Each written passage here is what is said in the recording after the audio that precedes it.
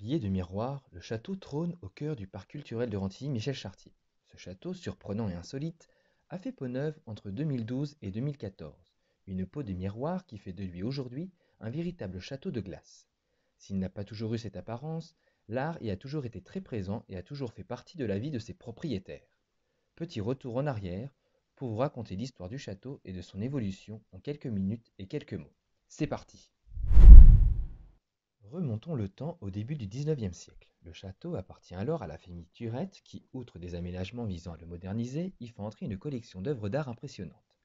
Artiste elle-même, Henrietta Turette apprécie les grands maîtres hollandais et leurs tableaux habillent les murs des pièces du château. Également peintre, Henrietta réalise une série d'aquarelles du domaine. Au milieu du XIXe siècle, c'est la famille André qui acquiert le domaine et son château, qui après des travaux prend la fière allure d'un château de style Louis XIII. Édouard André, passionné d'art, se consacre à la constitution d'une collection d'œuvres.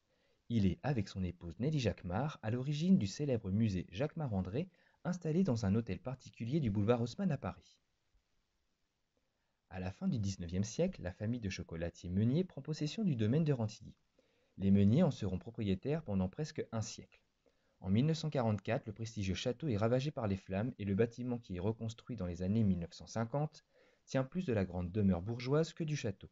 L'art y est toujours présent, des tableaux de Bonnard en ornent les murs.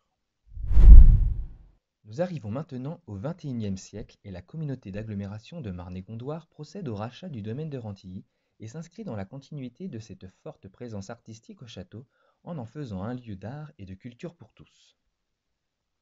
Au début des années 2010, une réhabilitation du château des années 1950 s'impose. Il s'agit d'une mise aux normes de sécurité ainsi que de travaux d'accessibilité du bâtiment aux personnes en situation de handicap.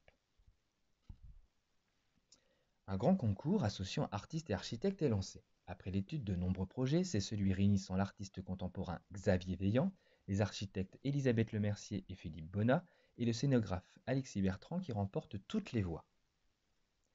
L'idée de ce projet est de faire entrer le parc dans le château, de faire en sorte que le château se fonde complètement dans la nature environnante. Revêtu entièrement de miroirs, le château reflète le parc et ses arbres majestueux.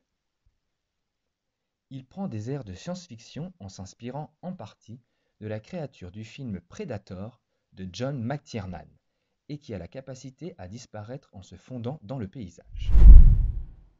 Novembre 2014, le nouveau château du parc culturel de Rentilly-Michel Chartier ouvre ses portes après de longs mois de travaux inaugurés par Fleur Pellerin, alors ministre de la Culture et de la Communication, et Michel Chartier, président de la communauté d'agglomération de l'époque. La réhabilitation, qui donne au château sa physionomie actuelle, est une métamorphose hors norme. Elle fait de lui une œuvre d'art à part entière et un écrin pour d'autres œuvres. Ce château miroir accueille en moyenne 2 expositions par an et reçoit plus de 13 000 visiteurs. Il est aujourd'hui un lieu phare pour l'art en Île-de-France.